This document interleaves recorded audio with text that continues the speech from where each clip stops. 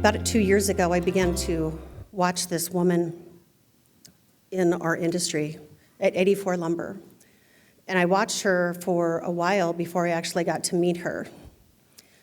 And I watched as she and her partner, Angela Gardner, had begun to do podcasts. They had done some education, and they were really making a difference on the construction side of our industry. So I reached out to her and found that we were kindred spirits, that our philosophy was the same. We believed the same thing. And so we met, and we had asked her to come and speak at our conference because she has developed such a wonderful audience and such a wonderful message. So we are super honored that she is here today. And with that, with no further ado, I'd like to introduce Christi Powell from 84 Lumber. She is the director of the Women's Business Enterprise. And I know that she has an engaging story to share with you all. So please join me in welcoming Christi.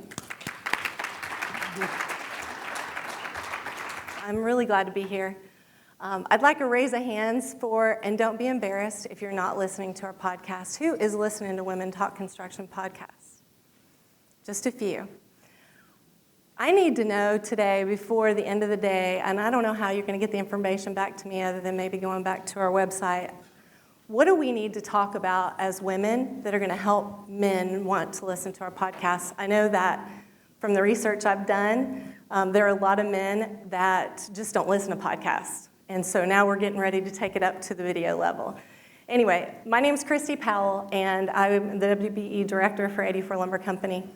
26 years I was boots on the ground in the industry, in sales, and I kind of fell into it. I was sent from high school to college saying, you need to be in accounting, you're so good at math, yada, yada, yada.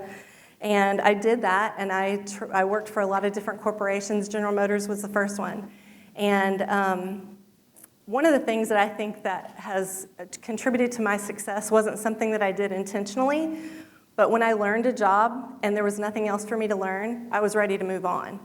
And that's what happened, right? I wasn't getting fed in education, or I wasn't getting fed in learning a new role, or I wasn't getting fed in one way or another. So if I couldn't, and I'm not a job hopper, I don't like to do that, but if I would constantly go to my superiors and say, hey, is there anything else I can do? You know, I'm spending half my day doing nothing. And they just weren't helping me grow. I think that kind of attitude is what's helped me be successful, because I would switch jobs and I would find something else and I would learn that. And then if I couldn't succeed or move up the ladder or get more education or be better at what I was doing, then I would move to another job. Well, I did that for 13 jobs. And then I went to apply for a credit manager position at Lowe's in 2005. And the female store manager that was there said, oh, no, honey, you're not going to be a credit manager. I'm putting you in sales.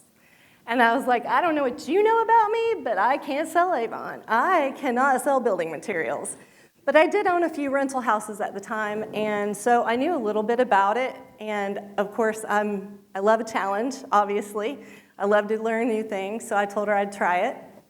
And one of the things that really surprised me, I was working 3 jobs in accounting to pay for a single mom and a daughter to be able to make it, right? Buy groceries, we were living paycheck to paycheck, excuse me. But at the same time, when I went to work for Lowe's and I started working at Lowe's, guess what? My first paycheck, I got to quit 2 other jobs. So it really showed me the opportunities in construction right off the bat, because I did succeed. I started at Lowe's before, I started at Lowe's before they opened the doors. I went to work there. And all she said was, you have to drive around and talk to the builders and let them know we're here. So guess what I did? You know, I'm probably a workaholic by fault. So my whole 8-hour day was not sitting at home watching TV half the day and then going and visiting a few guys at a job site. I was literally watching the billboards, watching the names on all the trucks that were driving by me. I was looking in the yellow pages, this is 30 years ago, looking in the yellow pages. I was literally trying to find, and every job site I saw, even if it wasn't during work hours, guess who I stopped by to see and gave them a business card. Didn't know what I was doing. Didn't know a lot about lumber.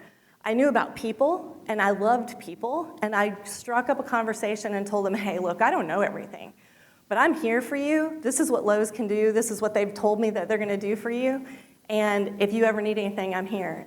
Before the store was open, we had over 400 new accounts. I opened 400 new accounts, and all I did was shoot the breeze, fill out the app for them, and say, here, sign here. Like, it wasn't like a hard job, right? And my first paycheck, it reflected. I didn't even know I was going to get paid for every application that I turned in, and I get this great big paycheck, and I'm like, Kayla, we're going to dinner tonight. So that was super cool, just seeing how that transitioned. But the best part about the story to me was, and if you approach anything like this, learning other people's perspectives is going to make you a better person. We like to stay in our little silos sometimes, right? We want to be around people that are kindred spirits. We love that, right? It's comfortable. But when you live in comfort, you can't grow, and you can't be more experienced, and you're not going to learn anything new. So I met a gentleman, one of my first customers that came in after the store opened, and I didn't know how to read a set of blueprints. I was great at math, but I didn't know how to read a set of blueprints. And honestly, he saw something in me that he liked, and threw out a set of blueprints in front of me, and I instantly fell in love. I was like, what? What's that? What's that? What's that? And so he started explaining it to me, and then he told me, he said, look, we had to start off by figuring out the exterior perimeter of this job. I'm like, okay, I did it in my head. And he said, you just did that in your head? I said, yeah. He said, you're going to be really good at this. Well, then him and his wife kind of took me under their arm, and they knew I was a single mom. And literally, I just soaked in everything he was going to tell me. He was a Mormon, and they were building great big monster houses all over the country, but in Indiana, where I was at the time, is where most of his projects were. Either way, my point is never turn away an opportunity like that.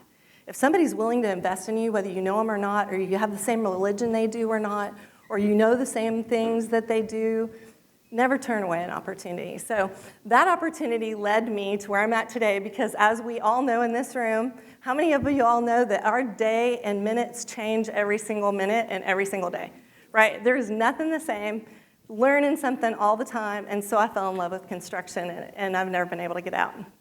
There were a couple times I wanted to, but I've never been able to get out. So one of the things I think is really important before I start my slideshow, and the slideshow will go pretty fast, is that, has anybody noticed the trend in women in the industry right now? Anybody? Do you see it getting better, or you just see it being talked about more? Anybody? Okay, that's good, that's good. And I think it is. I think the fact that we are focusing on women being in the industry, and the fact that we need the 51% of the population to be in our industry, we've kind of been forced into it, right? I was very much like Dina, by the way, thanks for making me tear up a minute. I was very much like Dina and had, oh, thank you very much. I was very much like Dina and had been around men my entire life, right? I went from General Motors. I worked at a few, in those 13 jobs, I worked at a few jobs where I worked with women, but not very many.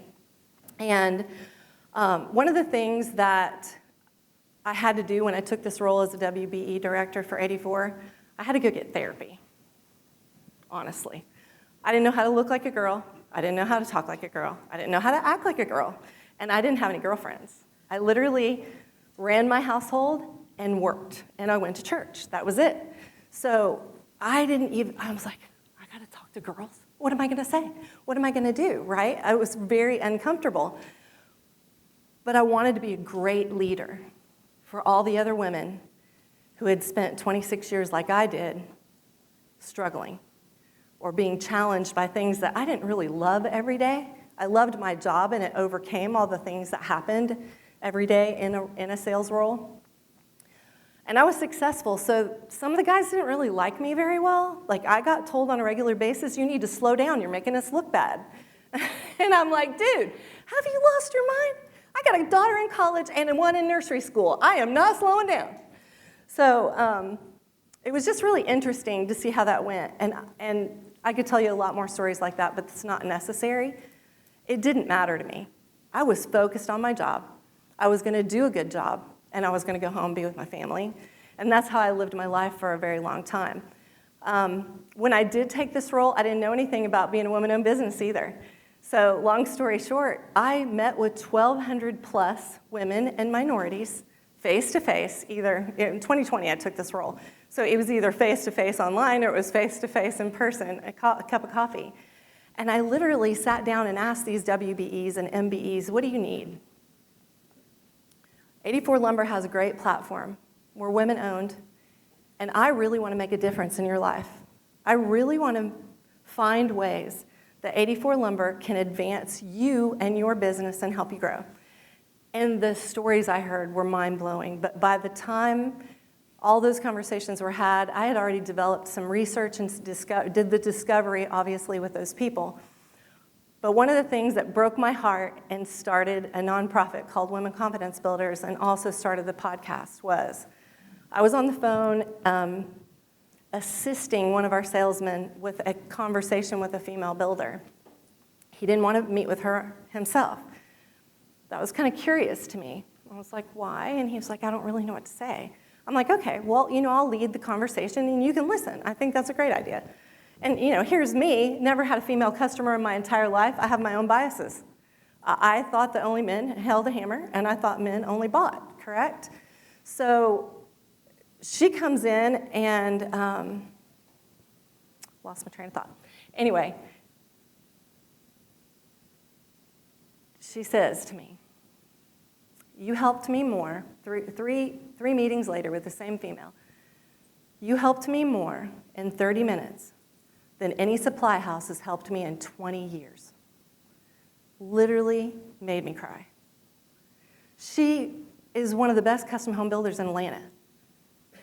And she's telling me, now I'd heard this from all the small businesses, right? So I'd heard these things. They were being ignored when they walked in the door.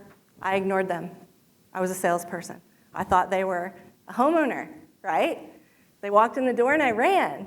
It's not cool. So now we're educating all of our associates on what should happen when women and minorities walk through our door.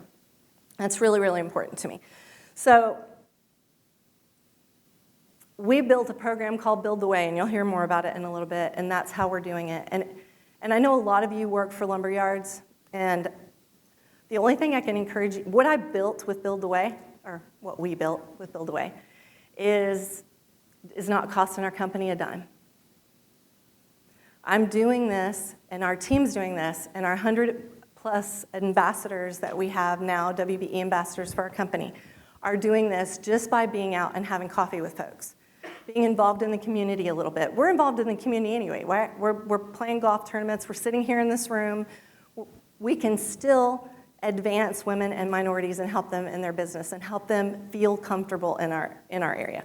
So obviously the past 2 decades have changed and how women are rewriting the narrative. One of the words that I really am not a fan of is empowerment and inclusion. I didn't even know what empowerment was, and I didn't know that I wasn't included. I didn't care. So, but we all can be an active change agent in what we're doing. A little bit about me, I told you most of it. I listed some of the things here that really looks really good on paper, and it's going to look really good on my resume. I won a ton of awards my first year in having this role. Second year, sorry, 2020, there were no awards happening, right? Well, actually, I won one in 2020. But it's not because I'm great.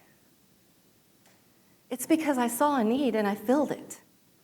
And to be honest with you, by the 12th, 13th, 14th, there's more than that, award, it got sad to me.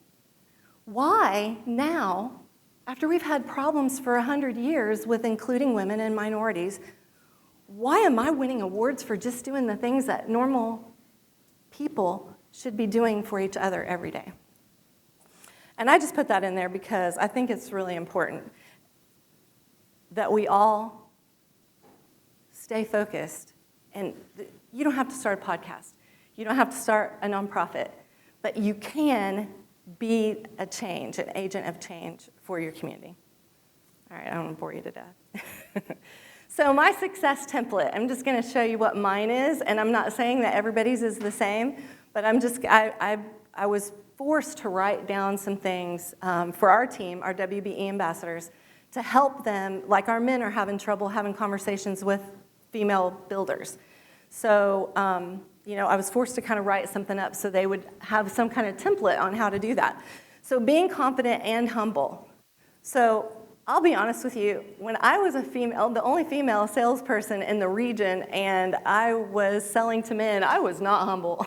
I wasn't. It was like, I was like shooting the breeze. I love to hunt and fish. I am not a girly girl. Like, I was not humble. I knew I was good at my job at a certain point, and I acted like I was good at my job. Now, did I ever not listen to my customers? No.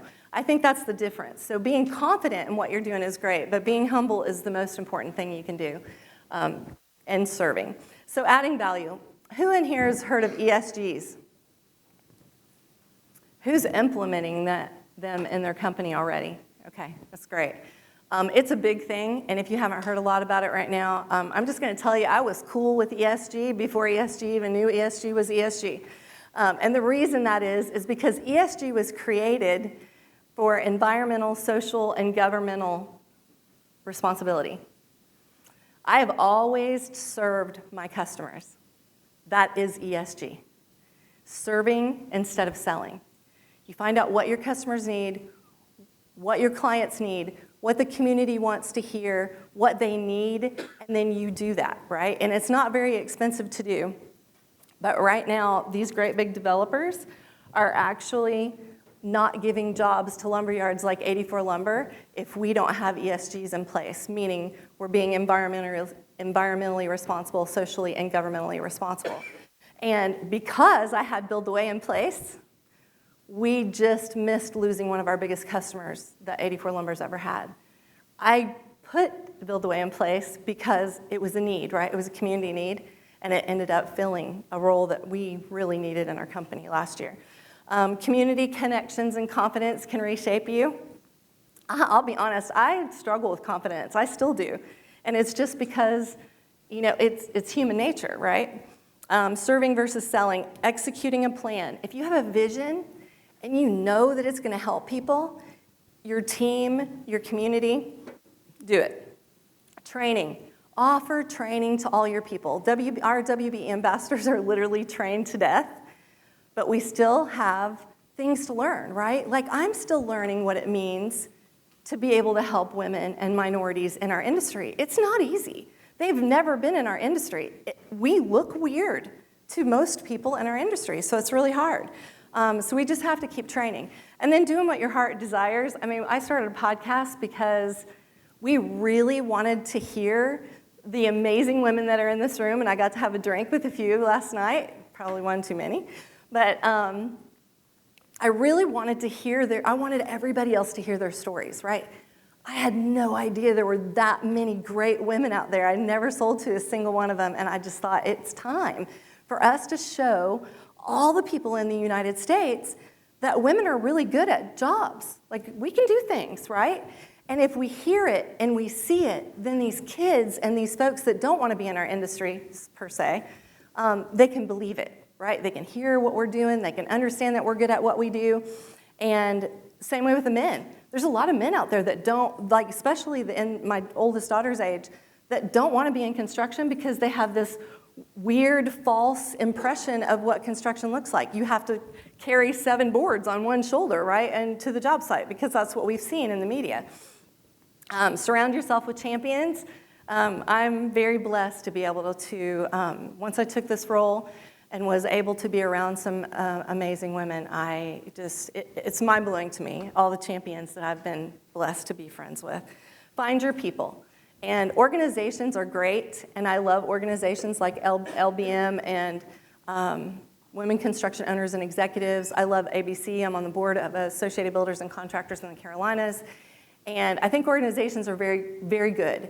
but there's a time that the organization doesn't serve you, get out. If it's not serving you, your department, or your company, why are you there? We have wasted a lot of resources and a lot of time in places where we think we have to be, or somebody says, this is really good for you, but after a year, maybe 2 years, if it's not good for you, get out. There's so many opportunities out there for you to grow your businesses and to be better than you've ever been. And if it's not serving yourself personally, your company, and your department, it's a no for us. And that's how we're teaching our WBE ambassadors. All right, so this is the fun part, and hopefully it won't be boring. How is the role of women changing around the world? This is going to be our agenda of the slides. I have a few more minutes here. Uh-oh, what happened to that slide? Oops. Oh, there we go. There we go. All right, one of the trends we've been tracking, I love discovery and research, so this is fun, and I'm going to geek out now that it's not all personal stuff, because I'm not a personal kind of girl. 61% of young women, 13 and 24 in the U.S. say that they are challenging stereotypes and their gender is important in their personal lives. So this happened during COVID. This research was done during COVID. This is what I love. We've shifted from empowerment, which I don't really like that word, to community. And I love that. The last 3 years especially have seen a trend in intensifying, emphasizing the power and empowerment, and creating a new sense of urgency for brand and businesses with women.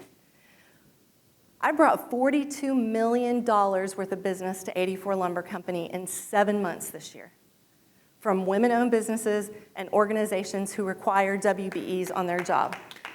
It's huge. Thank you. We're missing opportunities because we aren't thinking about the other options that are out there. And instantly, when we built Build the Way and we started serving our community, guess what happened? Everybody thought we were heroes. And I hate to tell you all my secrets, but the reason I built Build the Way is I wanted to be the leader so that all the other suppliers would follow. We got to do this. We got to serve these women. We got to serve these minorities. It cost us, I think we have, in our Build the Way program, we are offering blueprint services. So if a small business can't pay $1,200 for a set of blueprints, we put them in one of our stores, and we let them all come to our store and do their takeoffs, and we'll even help them put them in the computer. That's one of the things. I think we've spent $2,000 in 3 years on blueprints. Like, it's not costing us an arm and a leg to do what we're doing. So it was easy to convince our teams to do that. What do we need to do differently in the projects we're building? This is pretty interesting. 86% of women in the country make decisions in and about their homes. Why are we not marketing to women? Why are we not talking to women about their homes? Why are we not asking them what kind of windows they want, what kind of doors they want, what kind of roof do they want in their house? They care more about the envelope than sometimes the men do, because they're raising babies, right? And they want those babies to be sick. When I had my first baby, I wasn't quite as conscious, but my youngest, it was the most important thing to me. What she was putting in her body, what she was wearing, what she was exposed to, what she was smelling every single day. And it's so important. And I think we have forgotten that. I mean, I didn't forget it. I was a salesman, and most of my customers, like, build me a budget, give me 3 options, and I just want you to meet with my homeowners. I'm like, okay. Guess who made the decision every single time? It was the women. They were the ones that also talked their husband into upgrading every single time. Once I showed them all the products that they could choose from, they were like, yes, I want to do this. So it's really important for us to focus on that. There are a lot of corporations that are combating the responsibility burden of women also, and they're building connection and innovation, enabling multitasking, minimizing the mental load, reducing time constraints, and simplifying to encourage participation. It's not rocket science. Companies in our industries can combat the responsibility burden by designing new things, right? Emerging demographics. How many of you in here are starting to use tech that you never wanted to use? Anybody? Yeah, well, we're kind of stuck with it, right? I have a young lady on my team that was the youngest executive at 84 Lumber Company, and It wasn't the easiest the easiest training and hiring that I did, but it was well worth it. The things that she thinks about and her friends think about, and the 30s and 40s groups of parents and single females and males, the research we have done, all of this matters to them more than money. They don't care how much they're spending as long as they're getting what they need. I can't comprehend that. I didn't grow up that way. I'm a workaholic. This is what I do. This is what I'm good at, right? But I've never thought I have to have these things or I'm not going to buy that house. Or they don't have to have a great reputation. I never thought about a company's reputation before I bought something from them. Have you? Anybody? There's some young ones in here. Yeah, of course. Yeah. It matters to them. When we started Build the Way and we started being a hero, guess who? Everybody was knocking on our doors from the age of 40 down, literally wanting to do business with us because they didn't hear of any other supplier that was really focusing on helping them make decisions and to grow their businesses. All right. What do we need to do differently? So hopefully this will help you with some takeaways. Women today expect more than just a representation in advertising and marketing. And does anybody in here know why? What's your first visual of a woman on a job site? Girls and guys, what's your first vision of a media or a photo of a girl on a job site? Do what? Pink hard hat. What else? What are the posters that you used to see when you walk into a general contractor's office? Anybody know? There you go. They don't like it, right? I think women, these girls that are growing up now, they're like, I'm not dealing with that. I don't even want to talk to that guy if he's got posters like that in his office, right? So women are being portrayed in advertising completely out of touch with what women really want to see. And I think that's really important. 78% of women wish more companies and brands would stand up for women. And I didn't even know these statistics before we created Build the Way. But that's why Build the Way was so successful so fast, because it was something that our communities are craving, is for us to just support them in the roles that we have. So some large corporations are already taking this under consideration. They're understanding these percentages and who's making the decisions and the decision making. And some of them are here, right? This is my Build the Way program, our Build the Way program, where a lot of the women and minorities that were walking through the door, we were running from them, right? The experienced salespeople were running from them. Our team gets in trouble if a woman or a minority falls and walks in our doors and they don't have some kind of interaction with them and engagement with them. This matters, right? We can't just leave them with the gentleman or the lady at the counter, give them retail pricing. This gal in Atlanta for 20 years have been paying retail pricing for engineered wood products. And we're not talking 25% retail, we're talking 48%. She sent me her quotes. I was like, it's mind-blowing. And then she told me, I can't do it anymore. I've sent my men into the supply house. It's important. So this is one of the things we do. They get great pricing. They get a seasoned sales associate. If they can't afford to print their blueprints, we're going to print them and put them in the store so that the whole community can have them. There's so many things here, and I know you can't read it. I can't even read them all now. But the biggest focus is just making sure that they're being taken care of and that they're taken seriously. How many women in this room feel like some point in their career they have not been taken seriously? We all do, right? I still don't get taken seriously sometimes unless I throw a fit, and I do that sometimes too. Whirlpool, they're doing some great things with mentorship. Actually, KitchenAid's doing, they've got their own website for Women's Place, and a woman's place, and it's actually mentoring. 84 Lumber is a sponsor for women in residential construction. We've been doing this for 10 years. Huge sponsor for that group. Where do you think all those women buy from now? Every single one of them. And if we don't have a store where they're at, they're still coming to the events and saying, when are you going to have a store in Utah? Or when are you going to have a store in Missouri where I live? It's huge. It really makes a difference. And there's a lot of more women out there than I ever thought they were. Habitat for Humanity. Obviously, women's DNA is to help other people, right? It's my first thought most of the time. It's not my second thought. It's how do I help my customer? How do I help this female that's struggling getting her job, getting her business off the ground. How do I help? It's just in our DNA. I guess it's so we could have babies and, be able to nurture them. I don't know. But it is in our DNA. And it's very important that we speak to women that way. You can't talk to women and sell to women like you sell to men. Hardest lesson I've ever learned. And now we're teaching our teams how to talk to women, how to engage. I'm going to give you a story that happened this morning. The young lady that works for me, she's had a conversation with Turner Construction this morning. Took 2 of our guys with her. She went with them just to make sure that she could, integrate and help with the WE. That's what she went for. But those guys had no idea how to talk to the 2 ladies that were going to give us all the business. 0. They didn't say anything. They didn't engage with them. And they were literally like, blah, blah, blah. And then when the guy came in, they were like super energetic and engaged. What do you think that made those 2 women who gets to decide who gets the business, how do you think that made them feel? Do you think they want to give us business? Do you think they want to give Mike and Joel business? Absolutely not.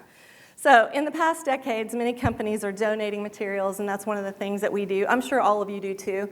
I'm sure all of you are contributing to your community, and it's really important to do that. We need to reevaluate how we communicate with women by elevating them, showing and talking to your female buyers in the marketplace. And consider company initiatives and investment opportunities that would support your female buyers and working with women in the industry. Companies are listening to us on our podcast. We've seen more clothes that fit girls in the last 3 years than ever before. And I'm just going to be honest with you. I hated having to wear.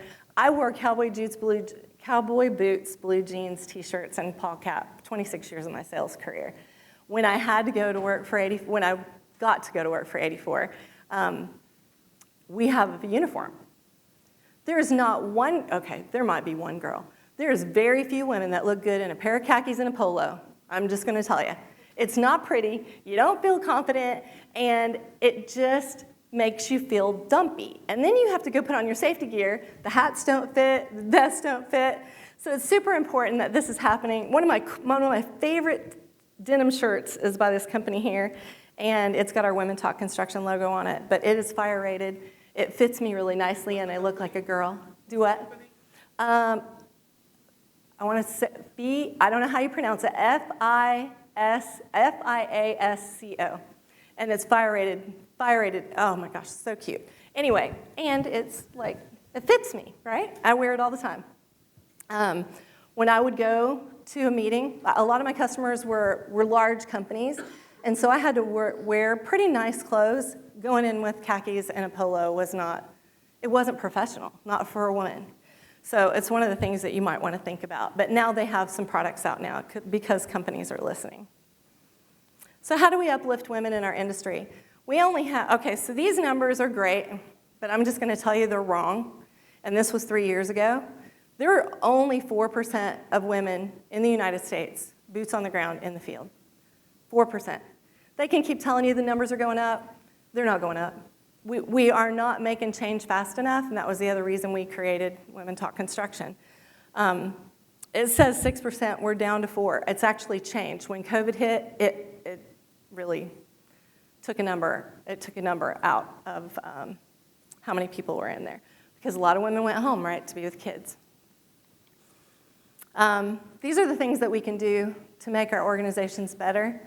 And to be honest, I never thought of any of this. I've done a lot of research and spent a lot of time with a lot of great women, and then realized what made me successful.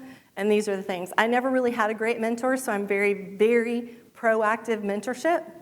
We're mentoring our ambassadors, most of which are men. We're mentoring every girl that comes into 84. We reach out to them immediately and say, hey, if you need anything, call me. I'll help you. You have a hard conversation.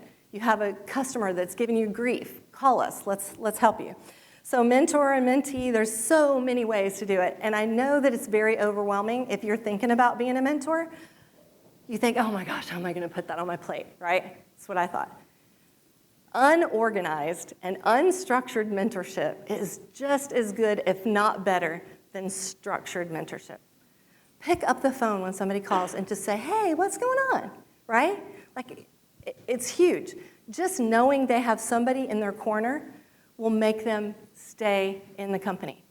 Alex, the young lady that works for me, she'll tell anybody, if it wasn't for Christi, I would have left.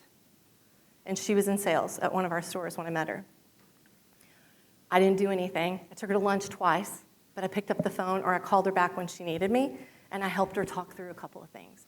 I helped her navigate some sticky situations that happened in the warehouse, right? That's all we have to do, just to be supportive. Be an ally, be a sponsor, be a mentor. So there are lots of things you can do. Mentor, mentee, business and industry. And I'm happy to send these slides over too if you guys all want them, if it helps your business. So if you're an ally, there's things you can do to be a better advocate for women in the industry. One of my favorite sayings is, and you can laugh, but we can change the world with one gentle conversation at a time. I truly believe that. I have had some, in my 26 years of being in sales, I've had some men in my life that I just could not get along with. But I didn't take the time to learn their perspective. I didn't take the time to get to know them better and know that it wasn't me that was the problem. They had other problems going on. And if I had been more compassionate and been more empathetic and had those conversations with them, I would have known that it wasn't me, instead of being mad and stomping off and just deciding these are not my people, right? I think it's so important for us to know that. I didn't do everything right. That's why I'm here today. I'm trying to make a collaboration, a culture of collaboration. So because I don't like the word inclusion either, I think it's just overused, and I think people are making money off of it. That's just my feelings, and obviously my opinion is my opinion. But a culture of collaboration is not one big way. We can do it in a lot of little ways. And if you look at these little Post-it notes, ask me how I'm managing home and work. Huge, right? We can ask the men that too. It's not just about the women. Please speak up if you see me being interrupted. I don't know how many board meetings I've sat in. We have a couple of minority men in a couple of boards that I've been on in the last 3 years that literally get interrupted just like me, because I'm watching now. I'm discovering, I'm researching. And when they get interrupted by somebody at the table, I speak up. I may get interrupted too, but that matters. It matters to the people on your team. If you want to retain people, if you want to keep them, you have to be an advocate for each other. Be conscious of gender bias, which is me. 3 years ago, agitated such an irrational, dramatic, bossy. Now, we are all these things, right? Are we not? We're women. Aggressive. Actually, women and men are all these things. Aggressive, emotional. Don't use those to describe the women in your group. So there's things that we can do in 100 little ways that are just going to make your culture a little bit better. Plan social events. One of the things that I've heard from a lot of the women that we talk to on a regular basis is the guys in their locations or in their companies, they're allowed to go fishing. They're allowed to go hunting. They're allowed to go, take the day off and go play golf, right? But the women are saying that when they ask to go to a women's group like this, they're being told no. We need this, right? Just like you guys need the golf course, or I need the golf course too. And I love to hunt, and I love to fish, so I need it all. But the women in your organization are going to do better if they have each other to rely on, because that organic mentorship is going to happen. So plan social events where your women can get together. You can have multiple mentors and mentees, and no two mentors are alike. I think I have 6 now mentors. And we don't call each other mentors and mentees, but it's like that go-to person that's really good at something that you're not good at, and you just call them and say, hey, what do you think about this? I was thinking about this, but I think I might be off base. What do you think? That's really the kind of mentorship that we're talking about here. You can be a coach, you can be a cheerleader, and you can be a challenger. I love challenging mentors, because if I have a lot of harebrained ideas, by the way. I throw a lot of things at the wall, and some of them stick. But I need people to hear those ideas, right? And say, that's crazy. Why are you even thinking about that, Christi? But you need that, right, in your life, because not everybody thinks the way you do. And you need to make sure you're on the right track. So this is my podcast. If you want to know a little bit about it, we're every Monday. If you see a need in your community, you don't have to start a podcast, but go go help the community where you have a passion and where you have a need and you want to feel. Help LBM Journal. Be a volunteer for another organization, but do something that's really going to fulfill you personally and professionally. If somebody would have told me that in my 26-year career in sales, I would have been a much happier human being. I literally did nothing but work, and it was not fulfilling all the time. There were things in my heart that just were not being fulfilled. And I think men and women both need to do this, right? We get in that groove where we're working and things are going really good, and we start another company, and we start another company, and then next thing you know, you haven't seen your husband in 2 years. And that's me. But the two of those 3 jobs that I'm doing right now are passions for me. And I think it's really huge for you to be able to succeed in your industry, no matter what industry it is, but it's also going to help you balance your life, right? You're going to see that there's other people out there that are happy doing insurance. But those same insurance people, even though they're not in your industry, are going to tell everybody that you sell lumber. Like, why do we think we have to integrate with just the people that are like us? All right, opportunities and support systems, another laundry list for you. Are you making a good impact? You are, one way or the other, good or bad. What's it going to be? Be a mentor, sponsor, advocate, champion for your peers and the next generation. Create a legacy that inspires change. If I can tell you anything else, figure out what your legacy is. Every one of us has a gift inside of us. It's not the same as mine. Mine is not the same as somebody else's.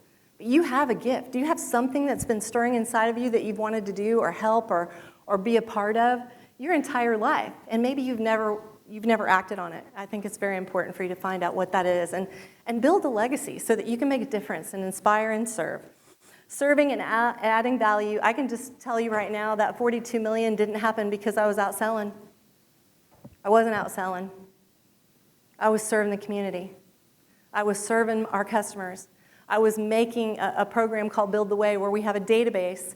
One of our biggest customers, to tell you a story, one of our biggest customers targets that we had when I first took this role, literally, everybody in my company had called them. Nobody could get in the door. I couldn't even get in the door with the WBE compliance manager, which usually they're happy to answer the phone. Went on and on and on and on, and finally, I never gave up because I don't give up on anything, but never would call me back. When I started Build the Way, and we created a database for all women and minorities that are in our industry to grow, and I wanted to make connections to the big customers like Turner and Messer and the people that wanted to do business with these small women and minorities, guess who called me? I was like blown away. We heard you had a database. You have a database of women and minorities that can do business in our town? I do. Well, can you send it to me? Sure. Open the door for a conversation, and now we're doing a lot of business with them. You don't have to be this next generation and the generations following us. Selling is not going to work. They see fake from a mile away. They see fake pictures. They see fake videos every single day. It mind blows me. My 17-year-old will say, "Mom, I know you like that picture, but that's not real." I'm like, what? How do you even know that? Because they grew up on it. They've been sold to. Every single day of their life, they're being sold to. So serving adds values and brings revenue 10 times. Our first year, we did $14 million. Our second year was 2021. We did $147 million. But 2021, we were all loving life, right? And then the return of investment investing in people is always going to be 115%. If I hadn't taken the time to really sit down and understand the young lady that I hired, which we did not have a fun time. I was grown up in work hard, keep your nose to the ground, keep training, keep learning, and you ought to understand business. And she had no idea about business. She had no idea about she didn't want to be a workaholic. She didn't want to work 70 hours a week like I did. And so it was a struggle, but I invested the time in her, and I made up my mind that I was going to do whatever I could, and now she's at Turner Construction. And I know that she represented herself at 25 years old. She represented herself as an executive of our company, and I know she made me proud. It's worth the investment, right? It wasn't easy. It wasn't a year. It was 2 years.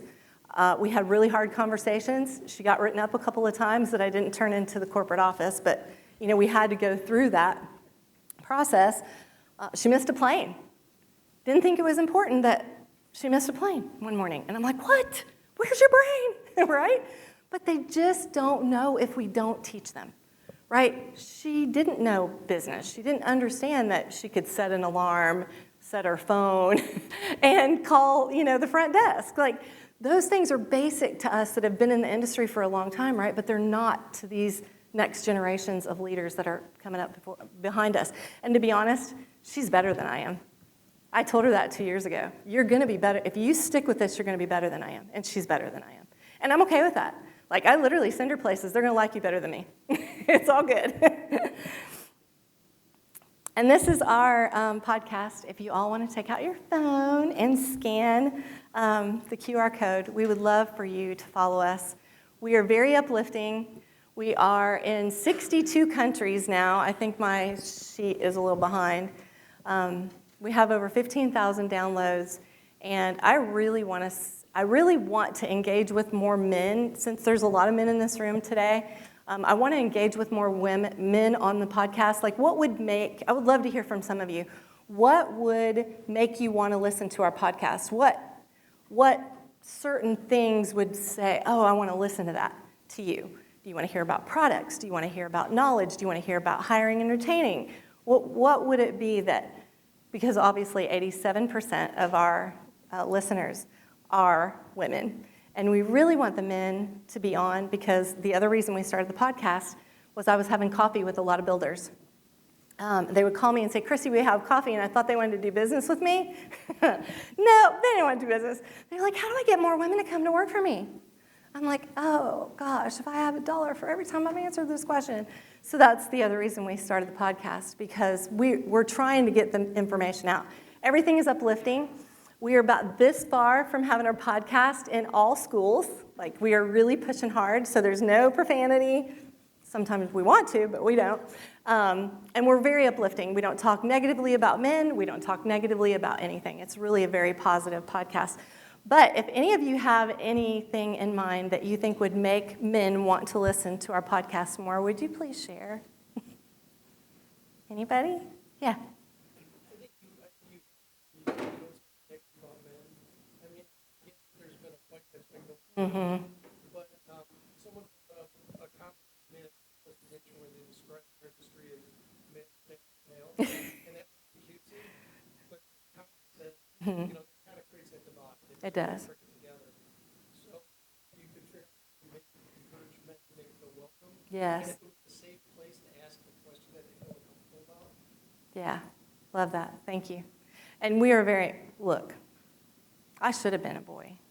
So even sometimes my co-host likes to get into those conversations that you're talking about right now. We cut it out. My husband does our podcast editing. And I told him, if there's anything in here that offends you at all and you think would offend another man, take it out. That's not where we're going. If we build a block wall between genders, what are we accomplishing? Absolutely nothing.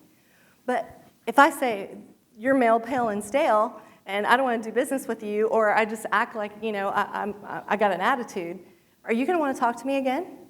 No. I'm not going to talk to you again either if you tell me something like that, right? So we can't build a wall and then build the gap, right? We have to build the gap without the wall. And the only way you can do that is by learning each other's perspectives, right? I tell the women all the time when they call me and they're like, I can't take this salesman anymore. I'm like, what are you doing? Well, I'm not doing anything. Well, why don't you ask him how his day was? Oh. It's that simple. We can change the world one gentle conversation at a time. You open that door to let him know that you're a human and not what he may or may not think is a hurdle, right? Some of the girls that call me tell me they're not being taken seriously. What are you wearing to work? My first question. Are you gossiping? Second question. I can say that. Unfortunately, the guys can't, right? They don't feel like they can. They're scared. They're scared to say certain things. So we get to be that liaison, right, between that.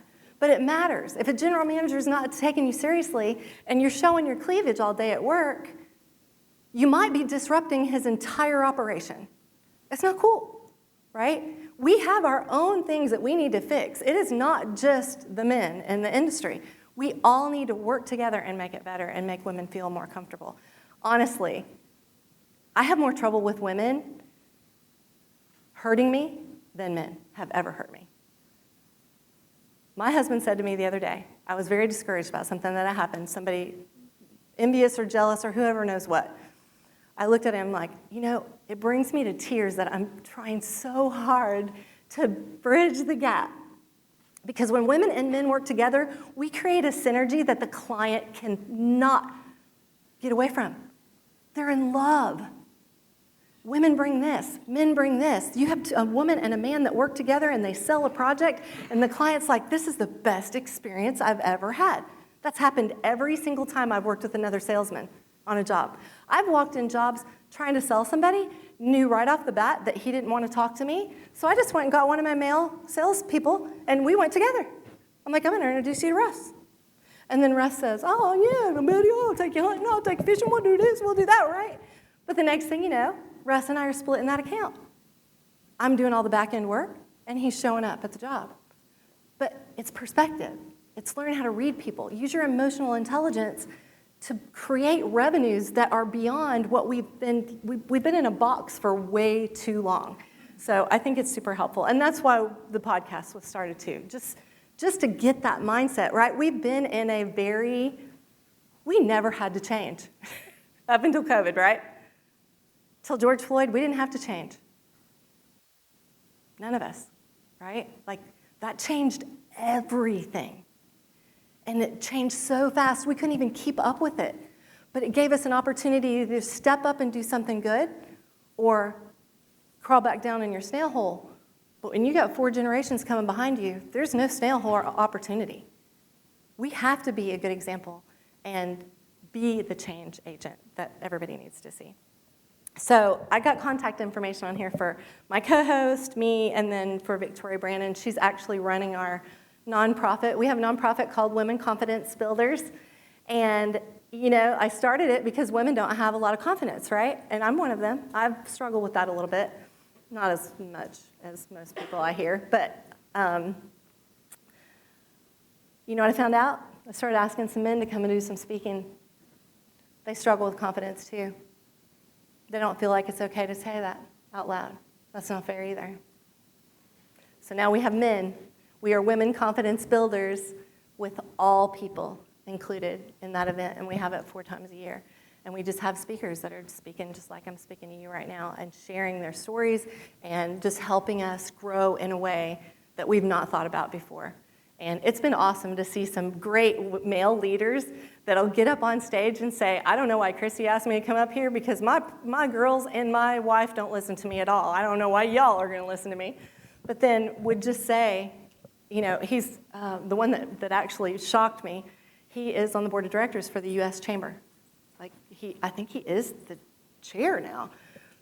Him saying, I've struggled with confidence my entire life was mind-blowing to me. Had no idea. And then that's when okay, I didn't know this. I know now. You don't know what you don't know. We're switching the whole gear on this nonprofit. Everybody's welcome, right? We want the men in the room. We want the women in the room. We want anybody that struggles with confidence in the room. So I'm hoping today that if I didn't do anything else, I spurred some great ideas in your mind of how to just be better at creating a culture of collaboration. And we have a Breaking Barriers Forum. Forgot about that. I do that all the time, by the way. But we literally created a platform for all the men and women that we meet all over the country to get jobs, put job postings up, help each other, mentor each other, and if you just want to post something because you've got something really great to post, we welcome that too. It's been great. The first 7 days the forum was live, 6 women got jobs that were looking for jobs. It was pretty stinking awesome. Like, we were crying, and we were like, okay, God, this is what you want us to do, we're doing it.